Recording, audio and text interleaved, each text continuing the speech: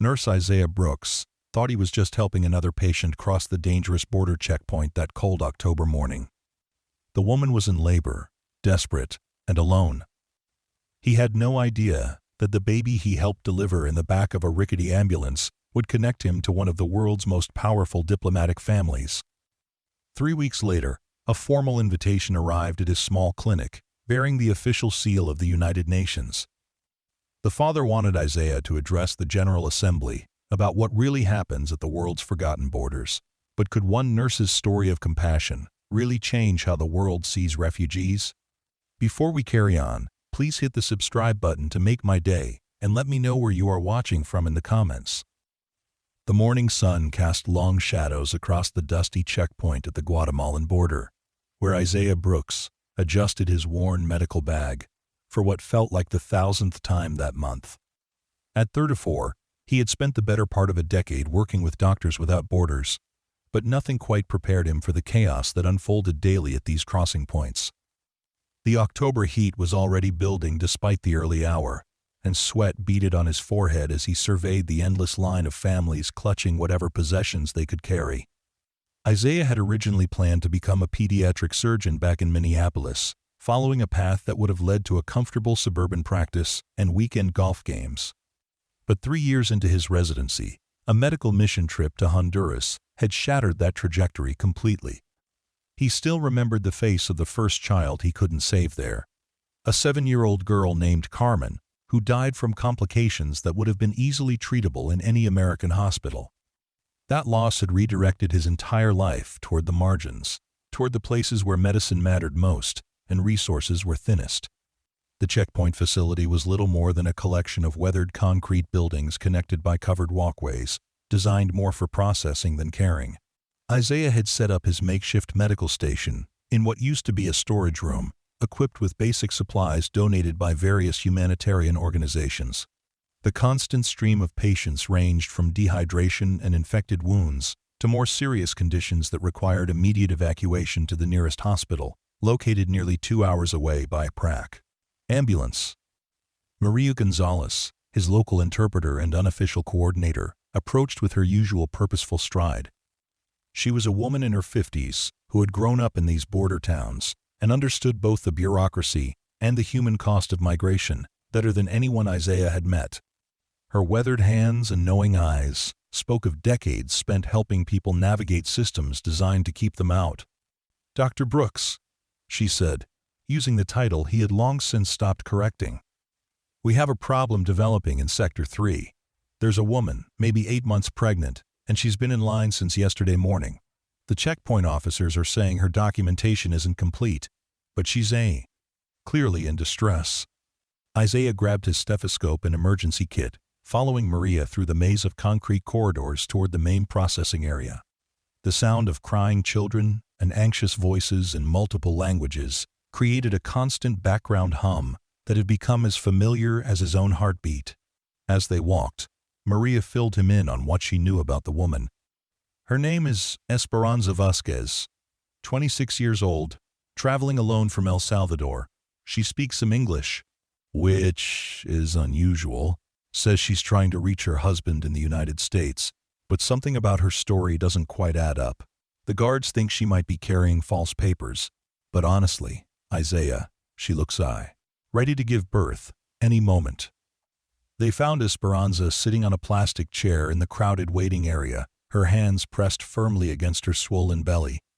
Even from a distance, Isaiah could see she was experiencing contractions. Her dark hair was pulled back in a simple ponytail, and despite the obvious pain she was in, she maintained a dignified posture that suggested someone accustomed to handling difficult situations with grace. Isaiah knelt beside her chair and introduced himself in Spanish, though she responded in accented but clear English. "I am fine, really, just tired from the journey. But the baby, I think maybe the baby is not waiting for the paperwork to be finished." As if to emphasize her point, another contraction gripped her, and she gripped the chair arms tightly while breathing through the pain. Isaiah timed it, noting that they were coming approximately every 4 minutes and lasting nearly a minute each. This baby was definitely not waiting for bureaucratic processes to run their course. "Esperanza, I need to examine you to see how far along you are," Is that okay? Isaiah asked, maintaining the calm, professional demeanor that had served him well in countless emergency situations. She nodded, and Maria helped clear a small space where Isaiah could conduct a basic examination. What he found confirmed his worst fears and best instincts. Esperanza was fully dilated, and the baby was crowning. This child would be born within the hour, regardless of where they happened to be at the time. The nearest hospital was too far away, and the checkpoint's basic facilities were hardly equipped for childbirth, especially if complications arose. Maria, I need you to call for the ambulance immediately, but tell them to bring it here to us, not to transport. We're going to deliver this baby in the back of that vehicle because it's the cleanest, most sterile space we have available. Isaiah's mind was already running through everything he would need, checking his supplies against the reality of performing a delivery under these conditions. While Maria made the necessary calls, Isaiah sat with Esperanza through several more contractions, trying to gather more information about her medical history and the circumstances that had brought her to this checkpoint. Alone. She was remarkably forthcoming, though certain details seemed carefully constructed. My husband, he's working in Washington, D.C., something with international relations.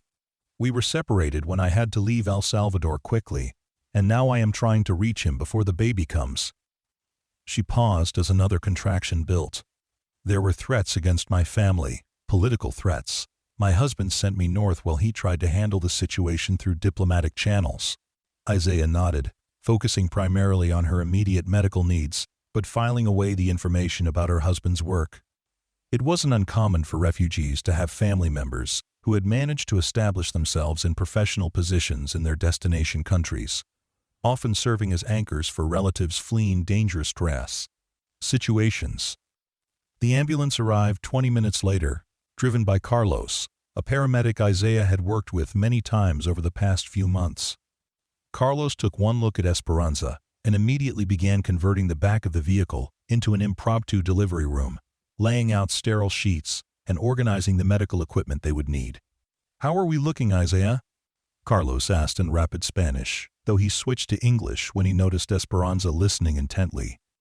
We're looking at an imminent delivery, probably within the next 30 minutes. She's been in active labor for several hours, and everything appears to be progressing normally, but I want to be prepared for complications, given the circumstances. They helped Esperanza into the ambulance, where she could lie down properly for the first time in hours. The relief on her face was immediate, though the contractions continued to intensify. Isaiah had delivered dozens of babies in his career, but never under quite these circumstances, with border guards occasionally peering through the ambulance windows and the sounds of bureaucratic chaos continuing just meters away. As the labor progressed, Esperanza began sharing more details about her journey in her life. She had been a teacher in San Salvador, working with children from low-income families, when political violence began targeting educators who were seen as potential organizers. Her husband had been working as a cultural attaché at the Salvadoran embassy in Washington when the threats against her became too serious to ignore. He told me to leave immediately, to take nothing that would identify me with him or his work, and to cross as quietly as possible. But then the baby decided to come early, and now everything is complicated. She gripped Isaiah's hand as another powerful contraction built. I have not been able to contact him since I left home 6 days ago. Isaiah found himself deeply moved by her story, though something about the diplomatic details didn't quite align with the typical refugee narrative he was accustomed to hearing. Most of the people he treated were fleeing poverty or gang violence, not political persecution targeting their specific professional activities. But there wasn't time to explore these inconsistencies as Esperanza entered the final stage of labor. I can see the head, Isaiah announced, as Carlos adjusted the lighting and Maria stood ready with clean towels. Esperanza, on the next contraction, I need you to push with everything you have. The delivery proceeded smoothly, considering the circumstances. Within 20 minutes, a healthy baby girl entered the world in the back of an ambulance parked at a border checkpoint, her first cries mixing with the sounds of her mother's exhausted sobs and the distant noise of administrative chaos. Isaiah carefully cleaned and examined the newborn, finding her to be perfectly healthy, despite the dramatic circumstances of her arrival. "She's beautiful," Esperanza whispered, cradling her daughter for the first time. "Her father will be so happy to meet her." We had chosen the name Isabella if it was a girl. Isabella Vasquez had technically been born in Guatemalan territory, which would complicate her legal status considerably. But for the moment, Isaiah was focused entirely on ensuring both mother and baby were stable and healthy. Carlos began the process of documenting the birth for official records, while Maria worked on contacting the appropriate agencies about Esperanza's asylum case. Over the following hours, as Esperanza recovered and bonded with baby Isabella, Isaiah found himself increasingly curious about her husband's diplomatic work. She mentioned details about embassy protocols and international relations that suggested familiarity with high-level government operations, far beyond what most refugees would typically know. When the checkpoint supervisor, a stern woman named Lieutenant Rodriguez, came to check on the situation, she brought news that would begin unraveling the mystery surrounding Esperanza's true identity. "We've been in contact with the American embassy about this case," Rodriguez informed Isaiah. "Apparently, there's been significant interest from Washington about a missing Salvadoran woman who was supposed to be under diplomatic protection. They're sending someone from the embassy to escort her and the baby to safety." Isaiah looked at Esperanza, who had suddenly become very quiet. "Is there something you haven't told us about your situation?" he asked gently. Esperanza was silent for a long moment, looking down at Isabella sleeping peacefully in her arms. "My husband. His name is Ambassador Diego Mendoza. He serves as El Salvador's deputy representative to the United Nations. I did not tell you this before because, in my experience, mentioning his position often complicates things rather than helping them." End quote. The revelation reframed everything Isaiah had witnessed over the past several hours. This wasn't just another refugee birth. It was the delivery of a child whose father held significant diplomatic rank and whose mother had been fleeing threats, specifically targeting high-profile political families. The complexity of international relations had intersected with the basic human drama of childbirth in ways that Isaiah was only beginning to understand. Carlos whistled softly. "Well, that explains why half the Guatemalan Foreign Ministry has been calling about this case. I thought it was unusual to get this much attention for a single asylum seeker." Over the next 2 days, while Esperanza and Isabella remained at the checkpoint medical facility for recovery and documentation processing, Isaiah learned more about the circumstances that had brought them together. Esperanza had fled El Salvador after receiving credible death threats from criminal organizations seeking to pressure her husband regarding certain UN votes on Central American security issues. The threats had escalated to include surveillance of Isabella's future school and specific plans to harm the family. Ambassador Mendoza had made the difficult decision to send his wife away immediately while he remained in New York to fulfill his diplomatic obligations and work through official channels to ensure their long-term safety. The plan had been for Esperanza to travel quietly to a safe house in Mexico and wait for a diplomatic escort, but early labor had disrupted those arrangements entirely. "He must be terrified," Esperanza confided to Isaiah on their second day together. "The last communication I had with him was a text message saying I was leaving the safe house because of the contractions. He has no idea where I am or whether Isabella and I are safe." Isaiah had grown increasingly attached to both mother and baby over their time together. Isabella was a remarkably calm newborn, seeming to sense somehow that she had entered the world under extraordinary circumstances and needed to be cooperative. Esperanza had proven to be intelligent, resilient, and surprisingly knowledgeable about international politics, often discussing global affairs with a sophistication that reflected her position as a diplomat's wife. On the morning of the third day, a convoy of official vehicles arrived at the checkpoint, led by a man in his early 40s wearing a perfectly tailored suit despite the dusty border conditions. Isaiah recognized him immediately as Ambassador Diego Mendoza from photos he had seen in news articles, though seeing him in person revealed the stress and exhaustion of someone who had spent days not knowing weather balls. His family was safe. The reunion between Diego and Esperanza was profoundly emotional, made more powerful by the presence of Isabella, whom Diego was meeting for the first time. Isaiah watched from a respectful distance as the ambassador held his daughter, tears streaming down his face as he whispered to her in Spanish and English. Dr. Brooks, Diego said, approaching Isaiah with obvious gratitude. I cannot adequately express what you have done for my family.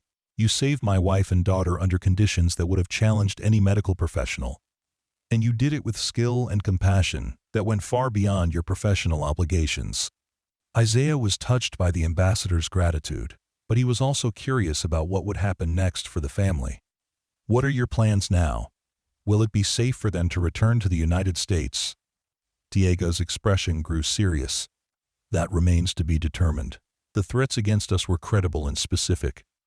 And my position at the UN makes it difficult to simply disappear from public view. But seeing Isabella, knowing she is healthy and safe, changes everything about how I approach these challenges. And, as the family prepared to leave with their diplomatic escort, Diego pulled Isaiah aside for a private conversation. I want to ask you something that may seem unusual.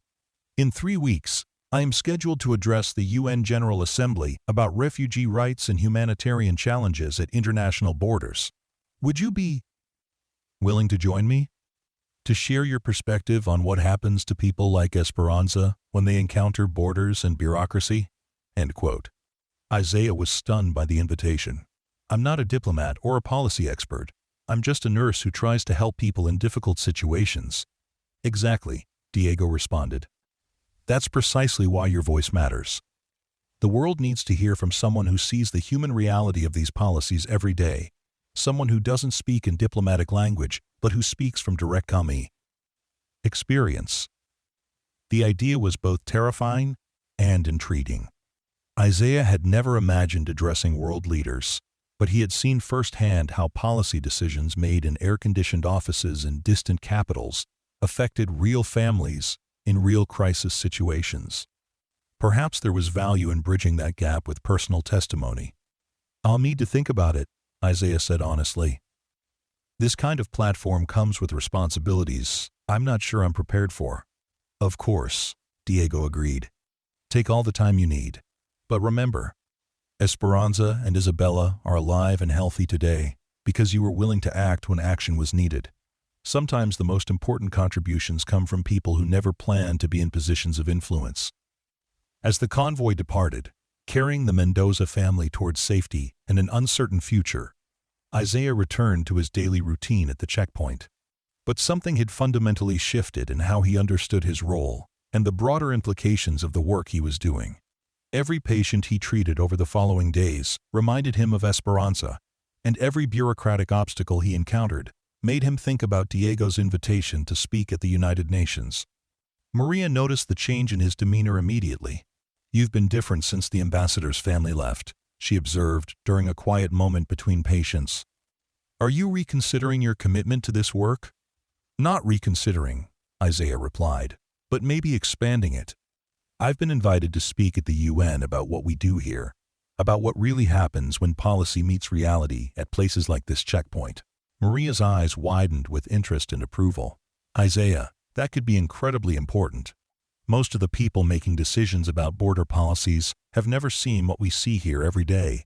They don't understand that behind every statistic is a person with a name and a story and a family.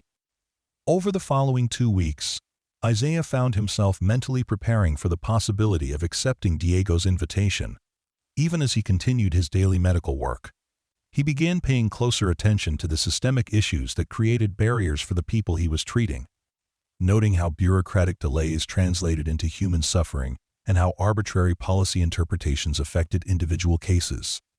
The turning point came when Isaiah encountered a family of 4 who had been separated during the documentation process, with the parents sent to one facility and the children to another, despite the youngest being only 3 years old. As Isaiah worked to reunite them and provide medical care for the traumatized children, he realized that someone with access to international forums needed to speak about these realities. That evening, he called the number Diego had given him and left a message accepting the invitation to address the United Nations. The response came within hours, in the form of a formal invitation bearing the official seal of the UN General Assembly, along with detailed information about the speaking engagement and arrangements for travel to New York. Isaiah stared at the documents for a long time. Understanding that his acceptance represented a significant departure from the anonymous medical work that had defined his career. Maria helped him prepare for the trip, discussing which aspects of their shared experiences would be most important to communicate to an international audience. She emphasized the need to humanize policy discussions by sharing specific stories, while being careful to protect patient privacy and dignity. Remember, she advised, most of these diplomats have never held a dying child or watched a family torn apart by bureaucratic inefficiency. They need to understand that their decisions have immediate, tangible consequences for real people. The flight to New York was Isaiah's first time leaving Central America in over 3 years, and the transition from dusty border checkpoints to the gleaming corridors of the United Nations headquarters felt surreal. Diego met him personally, introducing him to other diplomats and UN officials who would be attending the session. "I've been thinking a lot about what you said regarding the intersection of policy and human reality," Diego told Isaiah as they reviewed the speaking schedule. "Isabella's birth at that checkpoint represents everything I want the international community to understand about how humanitarian crises unfold in the spaces between countries and bureaucracies." The General Assembly Hall was more impressive than Isaiah had imagined, with representatives from 193 countries gathered to discuss global refugee policies and humanitarian challenges. As he took his place at the speaker's podium, looking out at an audience of world leaders and international officials, Isaiah felt the weight of representing not just his own experiences, but the stories of hundreds of patients he had treated over the years. 3 weeks ago, he began, "I helped deliver a baby in the back of an ambulance at a border checkpoint in Guatemala. The mother was a refugee fleeing political threats, and the father turned out to be the ambassador who invited me to speak with you today. But what I want to share with you isn't about diplomatic families or unusual circumstances. I want to talk about what happens every day when human beings encounter the borders and policies that we create between countries." Isaiah spoke for 25 minutes, sharing stories that illustrated the human cost of bureaucratic delays, the medical consequences of prolonged uncertainty, and the resilience of families facing impossible circumstances. He described children separated from parents, elderly people dying while waiting for documentation, and countless cases where simple administrative flexibility could have prevented enormous suffering. The response from the Assembly was immediately apparent in the quality of attention and the nature of questions that followed. Representatives from multiple countries asked for specific policy recommendations, while others requested detailed information about conditions at various border facilities throughout the region. Ambassador Mendoza spoke immediately after Isaiah, framing the medical testimony within broader discussions of international humanitarian law and state responsibilities to protect vulnerable populations. The combination of Isaiah's ground-level perspective and Diego's diplomatic expertise created a comprehensive picture that seemed to resonate powerfully with the assembled delegates. During the lunch break, Isaiah found himself surrounded by representatives wanting to discuss specific aspects of border medical care and humanitarian policy implementation. Several countries expressed interest in funding expanded medical facilities at key crossing points, while others proposed new protocols for handling families with medical emergencies. "This is exactly what I hoped would happen," Diego told Isaiah during a brief private moment. "Your testimony is giving these delegates concrete ways to think about improving their humanitarian responses. Policy changes that seemed impossible this morning are suddenly being discussed as realistic possibilities." The afternoon session focused on developing specific recommendations based on the morning's presentations. Isaiah found himself participating in working groups addressing medical care standards, family separation policies, and emergency response protocols for border facilities throughout the world. Dr. Sarah Chen, the UN High Commissioner for Refugee Affairs, approached Isaiah during the final break of the day. "Your presentation this morning was remarkable. I'm wondering whether you would consider joining our advisory committee on border humanitarian standards. We need medical professionals who understand both the clinical realities and the policy implications of international migration." The invitation was both flattering and overwhelming. Isaiah had come to New York thinking he would share one story and return immediately to his work at the checkpoint. Instead, he was being offered opportunities to influence humanitarian policy on a global scale. "I appreciate the offer," Isaiah responded carefully, "but my priority remains the direct patient care I'm doing in Guatemala. I'm not sure I'm prepared to transition into a primarily policy-focused role." Dr. Chen nodded understandingly. "What if we structured the advisory position to accommodate your fieldwork? You could continue your medical practice while providing consultation on policy development and implementation. Sometimes the most valuable advisors are those who maintain direct contact with the realities they're advising about." That evening, at a reception hosted by Ambassador Mendoza, Isaiah had the opportunity to meet Esperanza and Isabella again. The baby had grown noticeably in just 3 weeks, and seeing her healthy and safe in her mother's arms reminded Isaiah of why he had accepted the invitation to speak in the first place. "She looks just like her father," Isaiah observed, watching Isabella's alert eyes take in the elegant surroundings of the ambassador's residence. Esperanza laughed. "Diego insists she has my temperament, though. Very calm and observant, like she's trying to understand everything around her before deciding how to respond." As the evening progressed, Isaiah found himself in increasingly substantive conversations with diplomats and UN officials about practical applications of the policy changes being discussed. His medical background and field experience provided perspectives that were clearly valuable to people accustomed to thinking about humanitarian issues primarily in abstract terms. Later that night, alone in his hotel room overlooking Manhattan, Isaiah reflected on how dramatically his life had shifted in the span of just 3 weeks. The invitation to speak at the United Nations had opened doors he had never imagined, while also reinforcing his commitment to direct medical service for vulnerable populations. The next morning brought news that several countries had committed to funding expanded medical facilities at border checkpoints throughout Central America, with Isaiah's testimony being specifically cited as evidence for the need and potential impact of such investments. Additionally, 3 major humanitarian organizations had requested meetings to discuss collaborative approaches to border medical care. Before leaving New York, Isaiah accepted Dr. Chen's offer to join the UN Advisory Committee, with the understanding that his primary commitment remained his fieldwork in Guatemala. The arrangement would allow him to influence policy development while maintaining the ground-level experience that made his contributions valuable. Ambassador Mendoza and his family saw Isaiah off at the airport, with little Isabella sleeping peacefully despite the bustling terminal environment around them. "You've given our family a gift that we can never repay," Diego said. "But more importantly, you've given voice to countless families who don't have access to forums like the United Nations." The flight back to Guatemala provided Isaiah with hours to process everything that had occurred since that October morning when he had helped deliver Isabella in the back of an ambulance. The invitation to speak at the UN had been unexpected, but the opportunity to bridge the gap between policy and practice felt like a natural extension of the medical work that had always driven his career decisions. Maria was waiting at the Guatemala City airport with updates on several patients and news about improvements already being implemented at their checkpoint facility based on some of the UN discussions. "Word travels fast in humanitarian circles," she explained. "There's already increased funding approved for medical equipment and staff training." Returning to the checkpoint felt like coming home, though Isaiah now understood his work there within a much broader context of international humanitarian policy and global refugee movements.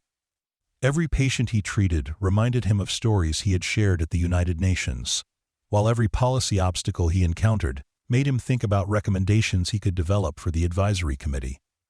3 months later, Isaiah received a package from New York containing photographs of Isabella at her christening, along with a letter from Ambassador Mendoza describing policy changes that had been implemented based Tabará.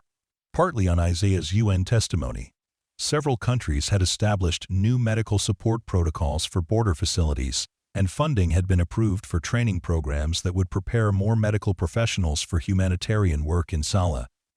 Challenging environments. Isabella's birth at that checkpoint has had consequences none of us could have anticipated, Diego wrote. Your willingness to share that experience with the world has created ripple effects that will improve conditions for countless families facing similar circumstances.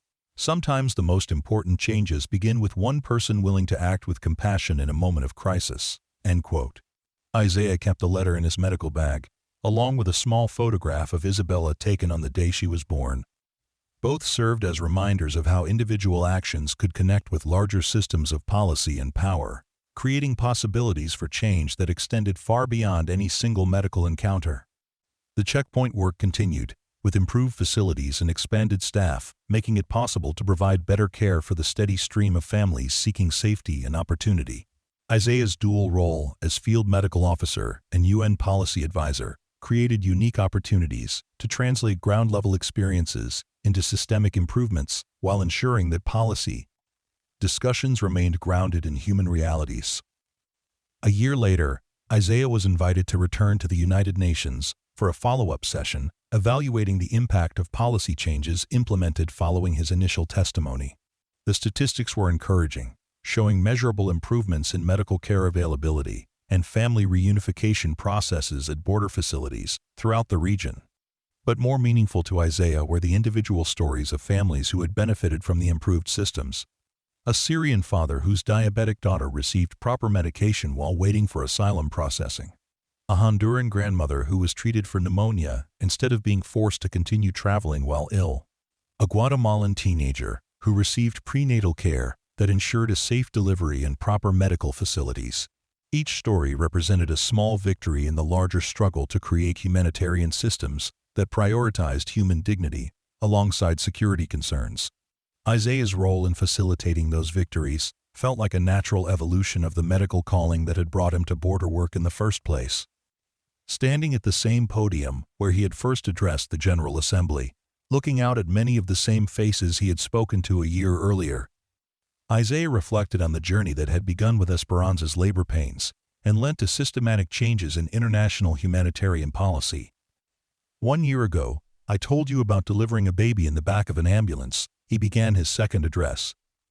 "Today, I want to share with you what has happened since then, both for that specific family and for the hundreds of other families who have benefited from the policy changes we implemented together." The presentation focused on measurable outcomes and systematic improvements, but Isaiah made sure to include human stories that illustrated the real-world impact of diplomatic decisions. He spoke about Isabella, now a healthy toddler taking her first steps in a safe environment, and about her parents' continued work on behalf of refugee families facing similar challenges. The standing ovation that concluded his presentation felt less like personal recognition and more like collective acknowledgement of what could be accomplished when policymakers maintained connection to the human brass consequences of their decisions. Isaiah understood that his role as a bridge between fieldwork and diplomatic forums would likely continue for the foreseeable future, creating ongoing opportunities to advocate for vulnerable populations. After the session, Dr. Chen approached Isaiah with news of a new initiative designed to place medical professionals with field experience in advisory roles throughout the UN system. "Your success in this role has demonstrated the value of maintaining that connection between policy and practice," she explained. "We're looking to create similar positions for professionals working with different populations and in different regions." The expansion of the model Isaiah had helped develop represented validation of an approach that prioritized experiential knowledge alongside traditional diplomatic expertise. It also suggested possibilities for even broader impact on international humanitarian policies and practices. Flying back to Guatemala that evening, Isaiah found himself thinking about the unexpected trajectory his life had taken since that October morning, when he had responded to Maria's request for help with a pregnant woman in distress. The decision to assist with Isabella's delivery had been purely medical, driven by immediate concerns about maternal and infant health. But the consequences had extended into realms of international relations and policy development that he could never have anticipated. The checkpoint looked exactly the same as it had 18 months earlier, but Isaiah's perspective on the work being done there had been fundamentally transformed by his experiences at the United Nations. Every patient interaction now carried awareness of broader systemic issues, while every policy obstacle encountered in the field informed his contributions to international advisory discussions. Maria greeted him with typical directness. "So, How does it feel to be a famous humanitarian advocate instead of just a nurse working at a border checkpoint? Isaiah laughed, recognizing the gentle teasing in her question. It feels like being a nurse, working at a border checkpoint, who occasionally gets invited to share stories about the work we do here. The core mission hasn't changed, but the opportunities to influence the systems that shape our work have definitely expanded. That evening, Isaiah received a video call from Ambassador Mendoza's family, with 18-month-old Isabella babbling happily while her parents shared updates about their life in Washington and Diego's continued work on refugee advocacy within the UN system. Watching Isabella's animated expressions and hearing her first attempts at words, Isaiah felt a deep sense of connection to the broader implications of the medical work that remained his primary calling. The little girl whose birth had launched him into unexpected roles as a UN advisor and international advocate was thriving, surrounded by the love and security that her dramatic entry into the world had temporarily threatened. Her healthy development served as validation not only of the medical care provided during her birth, but of the policy changes that had emerged from sharing her story with world leaders. As Isaiah prepared for sleep that night, he reflected on the essential truth that had guided his transition from anonymous medical work to international advocacy. Individual acts of compassion, when shared with the right audiences and translated into systemic improvements, could create cascading effects that improved conditions for countless people facing similar challenges. Isabella's birth, and a dusty border checkpoint, had become a catalyst for policy changes affecting border medical care throughout the world. Isaiah's willingness to accept an unexpected invitation to speak at the United Nations had created opportunities for ongoing influence on humanitarian policies and practices. But at the center of all these developments remained the fundamental commitment to treating every patient with skill, dignity, and compassion, regardless of their legal status or political circumstances. The work would continue, patient by patient, policy by policy, story by story. And somewhere in Washington, a little girl named Isabella was taking her first steps, unaware that her dramatic arrival had helped create a more humane world for other children born in similarly challenging circumstances. Over the following months, Isaiah's dual role as field medical officer and UN policy advisor began attracting attention from other international organizations. The World Health Organization reached out about developing medical protocols for refugee camps, while the International Red Cross expressed interest in his approach to emergency medical care in resource-limited settings. Each invitation represented an opportunity to expand the impact of lessons learned at the Guatemala checkpoint, but Isaiah remained carefully selective about commitments that might compromise his primary medical work.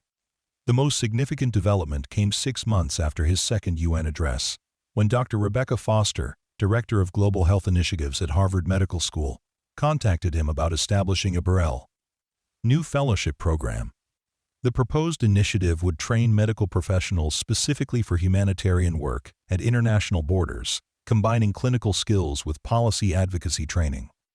Your work has demonstrated that effective humanitarian medicine requires both technical competence and systemic understanding, Dr. Foster explained during their initial video conference. We want to create a pipeline of medical professionals who can provide excellent patient care while also contributing to policy improvements that address root causes of humanitarian crises. The fellowship program appealed to Isaiah because it addressed a fundamental challenge he had observed throughout his career. Most medical professionals working in humanitarian settings were clinically excellent, but lacked the policy knowledge and advocacy skills necessary to influence the systems that created the problems they were treating. Conversely, many policy advocates understood systemic issues but lacked direct experience with the human consequences of bureaucratic decisions. The program would be based partly here in Boston for academic components, but the core training would happen in field placements at facilities like your checkpoint. Dr. Foster continued, "We want fellows to understand both the clinical realities and the policy implications of humanitarian medical work." Isaiah agreed to serve as a founding advisory board member, helping design curriculum that would prepare future humanitarian medical professionals for both patient care and advocacy responsibilities. The program would launch with 12 fellows annually, each spending 6 months in academic preparation, followed by 18 months in supervised field placements at various international humanitarian sites. The first cohort of fellows arrived at the Guatemala checkpoint 8 months later, representing diverse medical backgrounds and geographic origins. Dr. Amanda Rodriguez had completed her emergency medicine residency in Phoenix and spoke fluent Spanish, while Dr. James Chen brought pediatric expertise from his training in Vancouver. Dr. Fatima al-Rashid had surgical experience from working in refugee camps in Jordan, and Dr. Michael O'Brien possessed infectious disease knowledge from his public health work in Nigeria. Training the fellows required Isaiah to articulate explicitly the knowledge and approaches that had developed intuitively through years of border medical work. He found himself analyzing his own decision-making processes, identifying the factors that guided patient triage decisions, resource allocation choices, and advocacy priorities in different situations. "The most important skill you'll develop here isn't clinical," Isaiah told the fellows during their first week orientation. "It's the ability to see individual patient encounters within broader patterns of systemic dysfunction. Every person you treat represents both an immediate medical challenge and a data point in understanding how policies create or prevent human suffering." End quote. Dr. Rodriguez proved particularly adept at identifying bureaucratic obstacles that created medical complications for patients.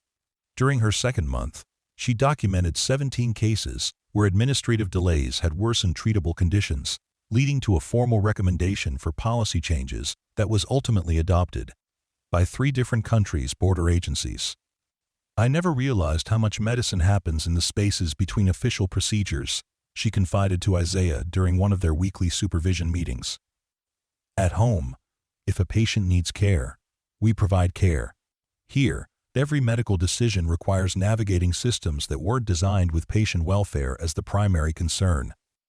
Dr. Chen's pediatric expertise proved invaluable for addressing the mental health needs of children who had experienced trauma during migration journeys. He developed a screening protocol that could identify signs of severe psychological distress within the time constraints of checkpoint processing, leading to appropriate referrals and interventions that prevented some children from developing more serious long-term mental health problems. "These kids have seen things no child should see," Dr. Chen explained to Isaiah after treating a 7-year-old girl who had witnessed violence against her family. "But they're also incredibly resilient. With the right support at the right time, most of them can recover completely." The presence of fellows at the checkpoint created opportunities for more comprehensive care than Isaiah had ever been able to provide working alone. While he continued handling emergency cases and complex medical problems, the fellows could focus on preventive care, mental health screening, and patient education that improved outcomes for entire families. Dr. Al-Rashid's surgical background proved essential when a teenage boy arrived with complications from an untreated appendectomy performed during his journey north. Her ability to assess and stabilize him before emergency transport likely saved his life, while her documentation of the case contributed to policy discussions about surgical care availability at border facilities. "In the refugee camps where I worked before, we had basic surgical capabilities because we knew people would be staying for months or years," she explained to the other fellows. "Here, the assumption is that people are just passing through, so the medical infrastructure doesn't account for serious surgical needs. But people don't stop having medical emergencies just because they're in transit." Dr. O'Brien's infectious disease expertise became crucial when a family of 6 arrived, showing signs of tuberculosis exposure. His protocols for isolation, testing, and treatment prevented what could have become a significant public health crisis, while his contact tracing identified several other families who required screening and preventive treatment. Infectious disease control at border facilities requires thinking about both individual patient care and population health, he noted during a case presentation to the fellows. "Every decision about isolation or treatment affects not just the patient, but potentially hundreds of other people in close proximity." The fellows' diverse expertise allowed them to identify and address systemic problems that had previously been invisible to Isaiah's solo practice.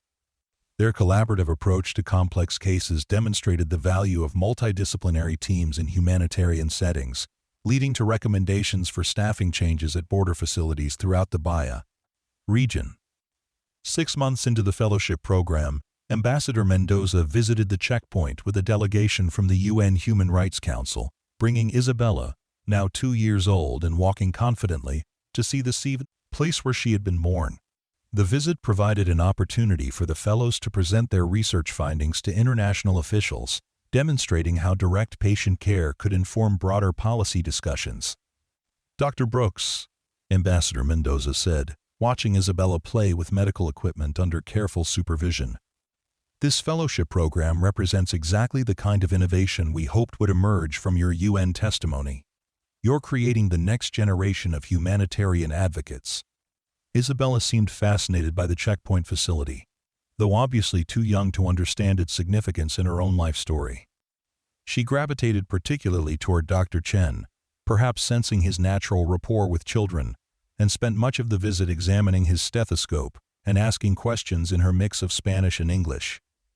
"She's going to be a doctor," Dr. Rodriguez predicted, watching Isabella's systematic exploration of the medical equipment. "Look how carefully she's studying everything." Esperanza laughed. She certainly inherited her father's curiosity about how systems work. At home, she takes apart everything she can reach, trying to understand what's inside. The delegation's visit resulted in commitments for expanded fellowship programs at border facilities in 3 additional countries, based on the preliminary results from the Guatemala pilot program. The fellows' research had documented measurable improvements in patient outcomes, family satisfaction, and bureaucratic efficiency when comprehensive medical care was available at border crossings. Dr. Foster arrived 2 weeks later to conduct a formal evaluation of the fellowship program's first year. Her assessment included interviews with patients, families, checkpoint staff, and government officials, as well as detailed analysis of medical outcomes and policy impacts. "The results exceed our most optimistic projections," she told Isaiah during her final day visit. "The fellows are providing excellent patient care while generating research that's influencing policy at national and international levels. More importantly, they're developing exactly the combination of clinical skills and advocacy abilities we hope to foster." End quote. The success of the fellowship program led to invitations for Isaiah to speak at medical schools and policy institutes throughout North America and Europe. Each presentation provided opportunities to recruit talented medical professionals for humanitarian work, while building support for policy changes that would improve conditions for vulnerable populations. At Johns Hopkins, Isaiah addressed a packed auditorium of medical students and residents about career paths in humanitarian medicine.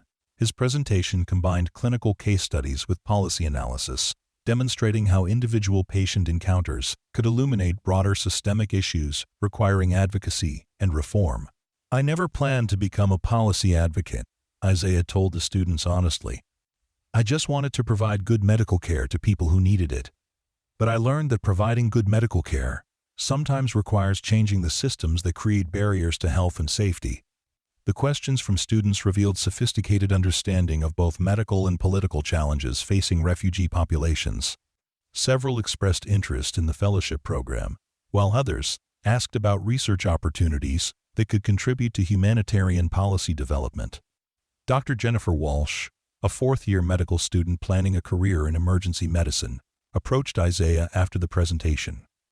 "Your work demonstrates that clinical medicine and policy advocacy aren't separate fields. They're interconnected aspects of comprehensive patient care. I want to develop similar capabilities, but I'm not sure how to structure my training to include both components." Her question prompted Isaiah to propose a new track within the fellowship program, designed specifically for medical students who wanted to integrate humanitarian work with their residency training. The track would allow students to complete rotations at border facilities while pursuing traditional clinical specialties, creating pathways for long-term career development in humanitarian medicine. At Georgetown University's School of Foreign Service, Isaiah addressed future diplomats and international relations professionals about the intersection of medical care and refugee policy. His audience included students from countries around the world, many of whom would eventually work for their government's foreign ministries or international organizations. When you're developing policies about border security or refugee processing, remember that you're making decisions about families like the one whose baby I helped deliver in the back of an ambulance, Isaiah told the students. Every regulation you write, every procedure you implement, every bureaucratic requirement you establish has immediate consequences for real people facing genuine emergencies. The presentation sparked intense discussion about balancing security concerns with humanitarian obligations, with students from different countries sharing perspectives based on their nation's experiences with, quote, migration and refugee policies. Several students committed to pursuing careers focused specifically on humanitarian aspects of international relations. Maria Elena Vasquez, a graduate student from Colombia studying international law, approached Isaiah after the session with questions about legal frameworks for medical care at border facilities. Her research focused on developing binding international standards for humanitarian treatment of migrants in transit, and she was interested in collaborating with medical professionals to ensure proposed standards reflected clinical realities. Legal scholars often develop human rights frameworks without sufficient input from people who understand the practical challenges of implementation, she explained. Your work provides exactly the kind of ground-level insight that could make international humanitarian law more effective. Their conversation led to a collaborative research project examining gaps between international humanitarian legal standards and actual practices at border facilities. The research would inform recommendations for strengthening legal protections while ensuring proposed standards were medically sound and operationally feasible. Back at the checkpoint, the fellowship program continued expanding its scope and impact. The second cohort of fellows arrived with even more diverse backgrounds, including specialists in tropical medicine, trauma surgery, maternal-fetal medicine, and psychiatric emergency care.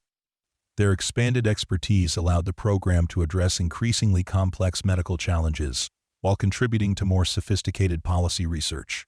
Dr. Sarah Kim, a maternal-fetal medicine specialist from Seoul, focused particularly on improving obstetric care at border facilities after learning about Isabella's dramatic birth story.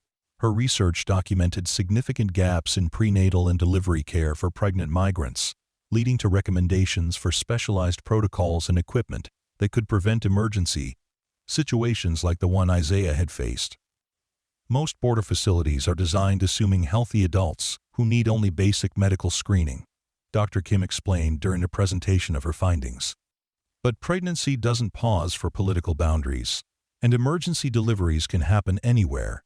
We need systems that can handle obstetric emergencies with the same competence we expect for trauma or BAS, cardiac care. Her recommendations were adopted by border agencies in 6 countries, leading to improved training for checkpoint medical staff and better equipment for handling obstetric emergencies. The changes represented direct policy impact flowing from clinical expertise developed through the fellowship program. Dr. Paulo Santos, a trauma surgeon from Sao Paulo, developed protocols for stabilizing patients with serious injuries sustained during dangerous border crossings. His experience treating victims of falls, vehicular accidents, and assault provided crucial insights for emergency medical care in resource-limited settings. People don't stop having accidents just because they're crossing borders, he noted. But border facilities often lack the equipment and expertise necessary for trauma stabilization. We can't perform definitive surgery at a checkpoint, but we can certainly prevent people from dying while being transported to appropriate facilities.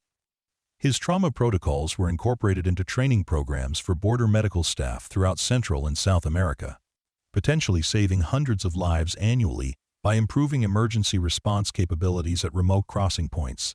The fellowship program's success attracted attention from Basel, private foundations interested in supporting humanitarian medical education.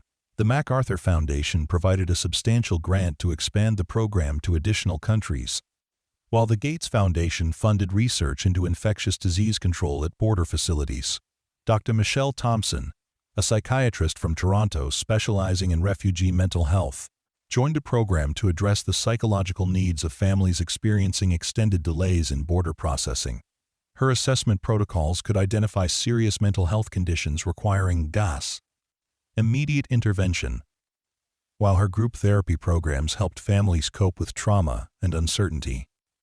Mental health is often overlooked in border medical care because physical problems seem more urgent, she explained to newer fellows.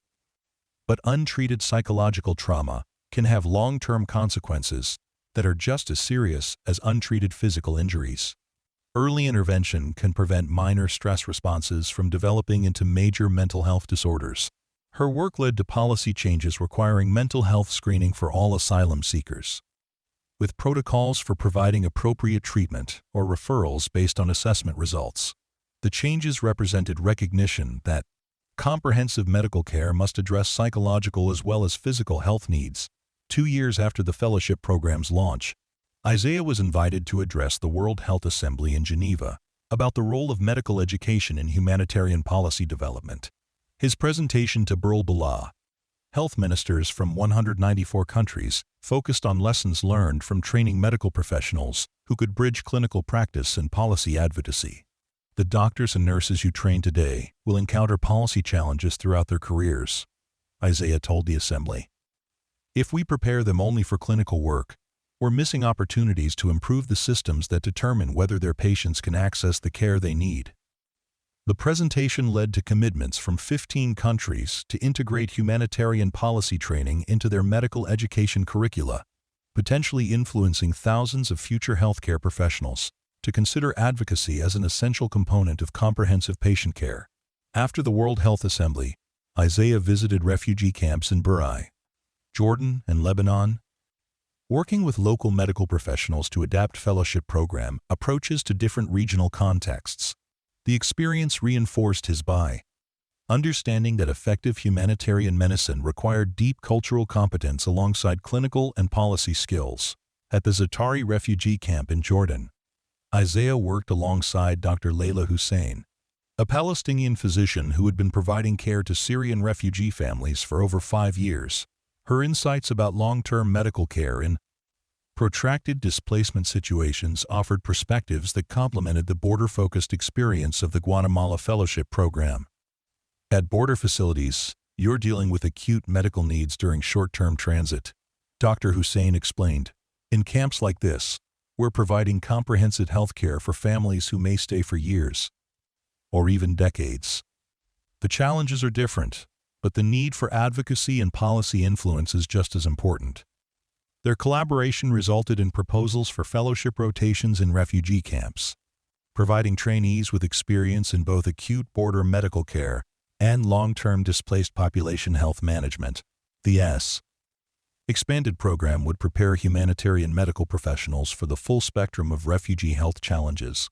In Lebanon, Isaiah worked with Dr. Omar Khoury at a clinic serving both Lebanese nationals and Syrian refugees in a mixed urban community. The clinic's, quote, integrated approach to serving host and refugee populations offered models for reducing tensions while ensuring healthcare access for all vulnerable groups. Humanitarian medical care works best when it strengthens existing health systems rather than creating parallel structures, Dr. Khoury noted. Our approach benefits everyone in the community while ensuring refugees receive the specialized care they need. These international experiences informed modifications to the fellowship curriculum, incorporating lessons about community integration, cultural competence, and sustainable healthcare delivery in diverse humanitarian contexts. Returning to Guatemala after 6 weeks of international consultation, Isaiah found the checkpoint facility transformed by infrastructure improvements funded through policy changes his advocacy had helped inspire. New medical equipment, expanded staff quarters, and improved patient care areas created possibilities for more comprehensive healthcare delivery.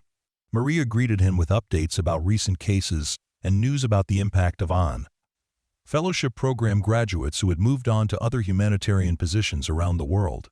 Dr. Rodriguez was now directing medical operations at a refugee camp in Greece, while Dr. Chen had established a pediatric mental health program for immigrant children in Texas. Your fellows are spreading this approach everywhere they go, Maria observed. They're creating a network of medical professionals who understand that good patient care requires attention to the systems that shape health outcomes. The network effect was exactly what Isaiah had hoped to achieve through the fellowship program. By training medical professionals who combined clinical excellence with advocacy skills, the program was creating systemic change that extended far beyond any individual facility or policy recommendation. The 3rd anniversary of Isabella's birth approached with plans for a dicha celebration that would bring together many of the people whose lives had been touched by that dramatic October morning. Ambassador Mendoza and his family would return to the checkpoint, along with fellowship program graduates, UN officials, and policymakers who had been influenced by Isaiah's advocacy work. 3 days before the anniversary celebration, Isaiah received word that the fellowship program had been selected for the UN High Commissioner for Refugees Innovation Award, recognizing its contribution to improving healthcare access for displaced populations worldwide. The award included funding to establish fellowship programs at border facilities in 10 additional countries. This recognition reflects the impact of an approach that treats individual patient care and systemic advocacy as inseparable components of humanitarian medicine, the award citation noted. The program demonstrates how clinical excellence can inform policy development while ensuring that policy changes remain grounded in patient care realities. The anniversary celebration drew over 200 participants to the checkpoint facility, transforming the normally clinical environment into a festival of humanitarian achievement. Isabella, now 3 years old and bilingual, served as an enthusiastic hostess, leading tours of the medical facility and explaining equipment functions with impressive accuracy for someone her age. "She definitely remembers being here before," Esperanza commented, watching Isabella demonstrate proper hand-washing technique to a group of visiting officials. "She calls this place my hospital and insists on checking everyone's blood pressure." Ambassador Mendoza delivered remarks acknowledging the policy changes that had emerged from Isaiah's advocacy work, noting measurable improvements in healthcare access and family reunification processes at border facilities throughout the world. Changes had benefited thousands of families facing circumstances similar to those the Mendoza family had experienced 3 years earlier. Isaiah's willingness to share our story transformed a personal crisis into an opportunity for systemic improvement, Diego noted. Why? But more importantly, his ongoing work has created institutional changes that will continue benefiting vulnerable families long after any individual story is forgotten. Isaiah's response focused on the collaborative nature of all achievements represented at the celebration. Every policy change, every fellowship graduate, every improved patient outcome reflects the contributions of medical professionals, policy advocates, and administrators who chose to prioritize human dignity alongside institutional efficiency. The celebration concluded with presentations from fellowship graduates about their work in various humanitarian settings around the world. Their reports demonstrated how the combination of clinical training and advocacy skills developed at the Guatemala checkpoint was being applied to diverse challenges in refugee camps, urban immigrant communities, and border facilities on multiple continents. Dr. Rodriguez spoke via video link from Greece about using advocacy skills learned in Guatemala to influence European Union policies on refugee health services. Her work had contributed to new standards requiring comprehensive medical screening and treatment for all asylum seekers entering EU countries. Dr. Chen presented research from his work with immigrant children in Texas, demonstrating how policy advocacy could improve access to mental health services for young people who had experienced migration trauma. His findings had influenced school district policies and state-level healthcare funding decisions. Dr. Al-Rashid described her current work developing surgical capabilities at refugee camps in sub-Saharan Africa, applying lessons learned about emergency medical care in resource-limited settings to address different but related challenges in protracted displacement situations. Each presentation illustrated how the fellowship program's approach to integrating clinical excellence with advocacy skills was creating positive changes in diverse humanitarian contexts around the CS world. The network of graduates was becoming a global community of practice, sharing innovations and supporting each other's work across geographic and institutional boundaries. Late that evening, after most celebration participants had departed, Isaiah found himself alone with Isabella in the medical facility where she had been born. She was examining a stethoscope with the focused attention she brought to all mechanical objects, turning it over in her small hands and testing different ways to position the earpieces. "Dr. Isabella," Isaiah said, using the title she had claimed for herself earlier in the day. "What do you think about this place?" She looked up at him with serious dark eyes that reflected both her mother's intelligence and her father's diplomatic intensity. "This is where I was born," she said matter-of-factly. And this is where you helped Mama and Papa. And now you help lots of mamas and papas. Her simple summary captured something essential about the connection between individual care and systemic impact that had defined Isaiah's work over the past 3 years. Every patient encounter mattered both for its immediate impact on one family and for its contribution to understanding how healthcare systems could better serve vulnerable populations. That's right, Isaiah confirmed. Sometimes helping one family can lead to helping many families. Isabella nodded with the seriousness of a child processing important information. Papa says when I'm bigger, I can help families too. Maybe I'll be a doctor like you, or maybe I'll do Papa's work at the big building with all the flags. The possibility that Isabella might pursue either medical care or diplomatic advocacy seemed entirely appropriate given the circumstances of her birth and the impact her story had generated. Her early exposure to discussions about healthcare policy and refugee rights was clearly shaping her understanding of how individual actions could contribute to broader social change. As Isaiah locked up the medical facility that night, he reflected on the unexpected trajectory that had transformed his career from anonymous border medical work into international advocacy and education. The invitation to speak at the United Nations 3 years earlier had opened doors he could never have imagined. But every opportunity had remained grounded in the fundamental commitment to excellent patient care that had originally brought him to humanitarian medicine. The fellowship program would continue expanding, training new generations of medical professionals who understood advocacy as an essential component of comprehensive health care.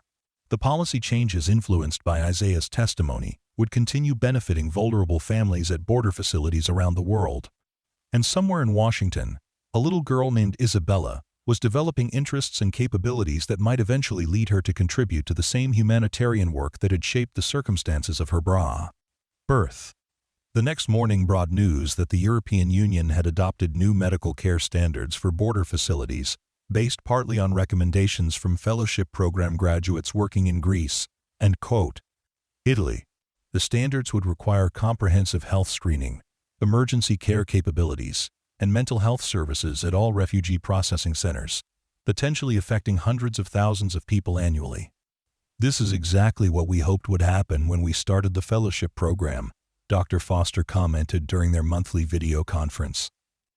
Your graduates are influencing policy development throughout the world, creating improvements that extend far beyond their immediate patient care responsibilities.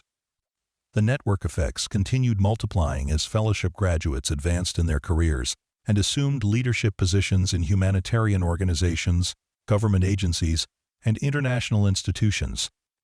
Their combined influence was creating systematic changes in how medical care was provided to vulnerable populations in transit. Dr. Kim, the maternal-fetal medicine specialist, had been appointed to lead the World Health Organization's new initiative on reproductive health services for displaced populations. Her work would establish global standards for prenatal care, delivery assistance, and newborn health services in refugee and migration contexts.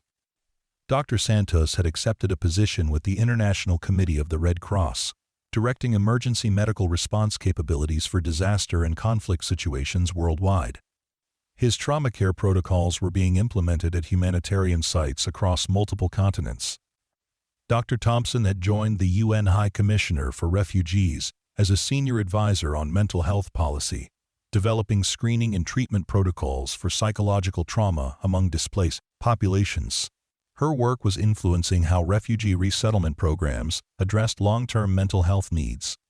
Each career advancement represented expansion of the approach Isaiah had pioneered, combining clinical excellence with policy advocacy to create systemic improvements in humanitarian healthcare delivery. The fellowship program was becoming a launching pad for medical professionals who would influence humanitarian policy throughout their careers. 5 years after Isabella's birth, Isaiah was invited to deliver the keynote address at the World Medical Association's annual conference on humanitarian medicine. His presentation to delegates from national medical associations representing over 10 million physicians worldwide would focus on the evolution of humanitarian medical education and the integration of RAS advocacy training into clinical preparation. 20 years ago, humanitarian medicine was seen as a subspecialty for a small number of idealistic doctors willing to work in difficult conditions, Isaiah began his address. Today, we understand that the challenges facing vulnerable populations require systematic responses from the entire medical profession, not just a few specialists. The presentation traced the development of approaches that treated policy advocacy as an essential medical skill, comparable to clinical procedures or diagnostic reasoning in its importance for comprehensive rural patient care. Isaiah used case studies from the fellowship program to demonstrate how medical professionals could influence systemic change while maintaining their primary focus on individual patient needs. The response from medical association delegates was overwhelmingly positive, with commitments from associations representing 43 countries to incorporate advocacy training into their continuing medical education requirements. The changes would affect hundreds of thousands of practicing physicians, potentially creating a global medical workforce better prepared to address social determinants of health and policy barriers to care. After the conference, Isaiah visited fellowship program sites in Kenya, Bangladesh, and Colombia, observing how the model had been adapted to different cultural contexts and humanitarian challenges. Each site demonstrated unique innovations while maintaining core principles of clinical excellence, combined with advocacy capability. In Kenya, fellows were working with Somali refugees who had been displaced for over a decade, developing approaches to manage chronic diseases in camp settings, while advocating for policy changes that would allow refugees to access healthcare in host communities. In Bangladesh, fellows were addressing health needs of Rohingya refugees while building relationships with local medical professionals and community leaders to ensure sustainable healthcare delivery that benefited both refugee and host populations. In Colombia, fellows were working with internally displaced populations in urban settings, developing integrated care models that address trauma, chronic disease management, and social service coordination while advocating for policy changes that would improve conditions for displaced families. Each site reinforced Isaiah's understanding that effective humanitarian medicine required deep cultural competence alongside clinical and advocacy skills. The fellowship program's continued evolution reflected ongoing learning about how to prepare medical professionals for the complex challenges of healthcare delivery in humanitarian contexts. Returning to Guatemala after 6 weeks of international site visits, Isaiah found the checkpoint facility preparing for another significant transition. The success of advocacy efforts had led to funding for a permanent medical center that would provide comprehensive health care to both migrants in transit and local community members, creating the kind of integrated service delivery model he had observed in Lebanon.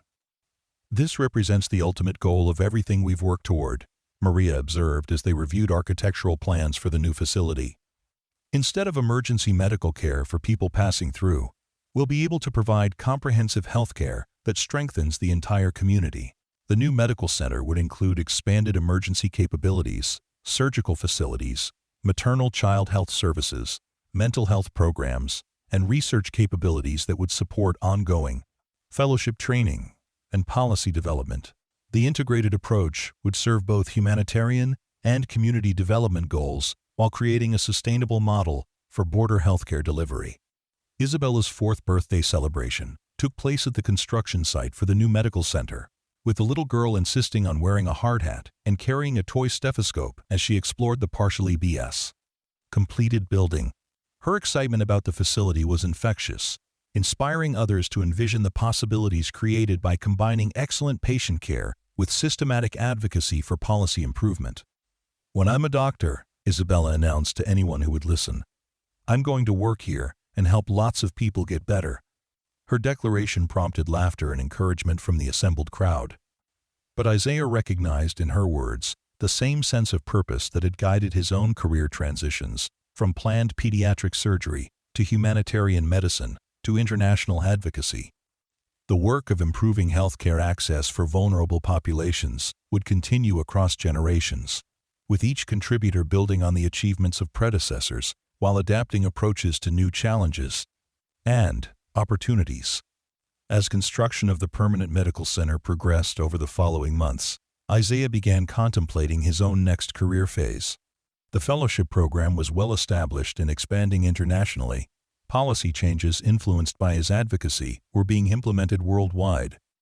and the integrated healthcare model pioneered at the Guatemala site was being replicated in multiple countries.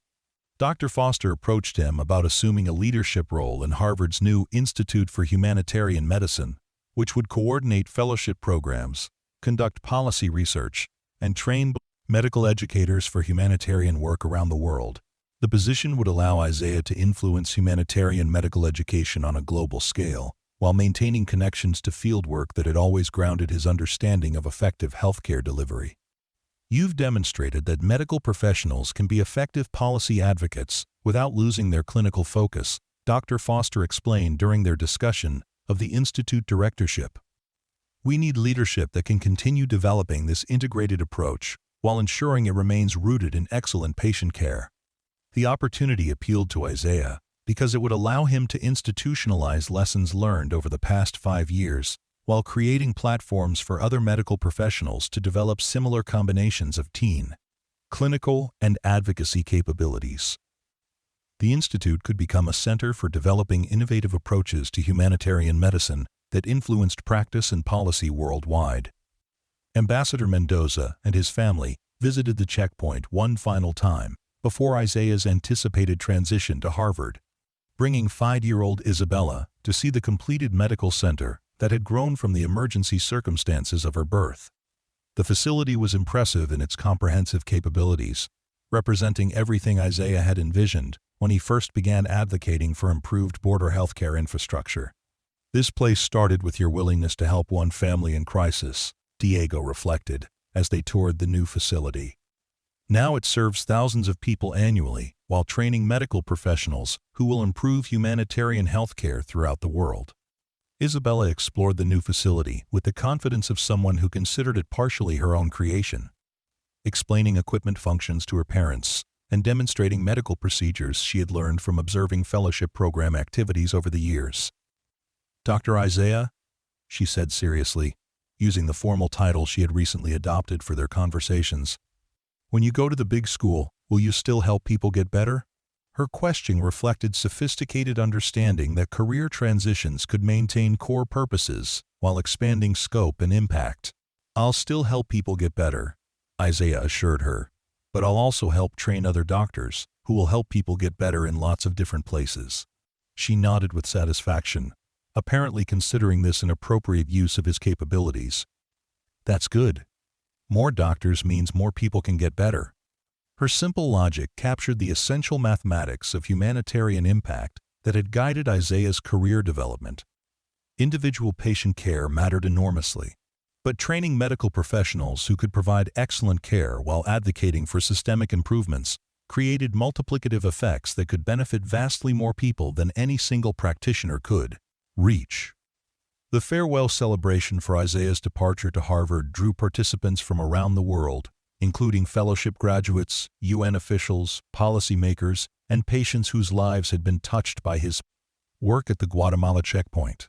The event served as both recognition of past achievements and launch of the next phase in developing humanitarian medical approaches that combined clinical excellence with advocacy effectiveness. Maria would assume leadership of the Guatemala Medical Center, having completed additional training in healthcare administration and policy development. Her deep understanding of local contexts, combined with knowledge gained through years of collaboration with international humanitarian organizations, positioned her perfectly to continue developing innovative concrete approaches to border healthcare delivery. You taught me that excellent patient care and effective advocacy aren't separate activities, Maria said during her remarks at the farewell celebration. They're complementary aspects of comprehensive healthcare that serves both individual patients and the communities they're part of. Her commitment to maintaining the integrated approach pioneered at the Guatemala site ensured continuity of the model, while creating opportunities for continued innovation based on local insights and at emerging challenges. As Isaiah prepared to leave Guatemala for Boston, he reflected on the unexpected journey that had transformed his career from anonymous border medical work into international leadership in humanitarian brass, medicine education, and policy development. The invitation to speak at the United Nations 5 years earlier had opened doors he could never have anticipated. but every opportunity had remained grounded in the fundamental commitment to patient care that had originally brought him to humanitarian medicine. The fellowship program would continue expanding under new leadership, training medical professionals who understood advocacy as an essential component of comprehensive healthcare. The policy changes influenced by his testimony would continue benefiting vulnerable families at border facilities around the world. The integrated healthcare model developed at the Guatemala site would be replicated in multiple countries, creating sustainable approaches to serving both migrant and host community populations. And somewhere in Washington, a little girl named Isabella was beginning kindergarten with dreams of becoming a doctor who would help people get better. Carrying forward the legacy of compassionate care and systemic advocacy that had shaped the circumstances of her dramatic birth in the back of an ambulance at a dusty border checkpoint. The work would continue, patient by patient, policy by policy, story by story. Across generations of medical professionals committed to the principle that excellent health care required attention to both individual needs and the systems that determined whether those needs could be met. Isabella's birth had catalyzed changes that would benefit countless families facing similar circumstances, but the broader impact would ultimately depend on continued commitment to combining clinical excellence with advocacy for justice and human dignity. From his airplane window as he flew toward Boston and the next phase of his career, Isaiah could see the mountains and valleys that thousands of families had crossed in search of safety and opportunity. Each geographic feature represented challenges overcome and hardships endured by people seeking better lives for themselves and their children. The medical center at the Guatemala checkpoint was just one small facility in the vast landscape of human migration, but it represented proof that individual acts of compassion, when combined with systematic advocacy and institutional change, could create lasting improvements in how societies respond to human need. The future would bring new challenges and opportunities, but the fundamental work would remain the same, providing excellent medical care to people who needed it while advocating for the systemic changes necessary to ensure that need could be met with dignity and effectiveness. Isabella's story had become a catalyst for policy improvement, but ultimately, it was just one chapter in the ongoing effort to create a world where accidents of birth and circumstance did not determine access to health care and safety. As the airplane climbed toward cruising altitude, Isaiah opened his laptop and began writing notes for his first presentation as director of Harvard's Institute for Humanitarian Medicine. The title would be, From Emergency Delivery to Global Policy: How Individual Patient Care Can Transform International Humanitarian Systems. The presentation would trace the journey from Isabella's birth to the current network of fellowship programs and policy changes, demonstrating how medical professionals could influence systemic change while maintaining their core commitment to excellent patient care. The story would continue, building on past achievements while adapting to new challenges and opportunities. And somewhere below, in a medical center that had grown from emergency circumstances into a model for integrated humanitarian healthcare delivery, the next generation of medical professionals was learning to combine clinical excellence with advocacy effectiveness, ensuring that the work of improving healthcare access for vulnerable populations would continue across decades and continents.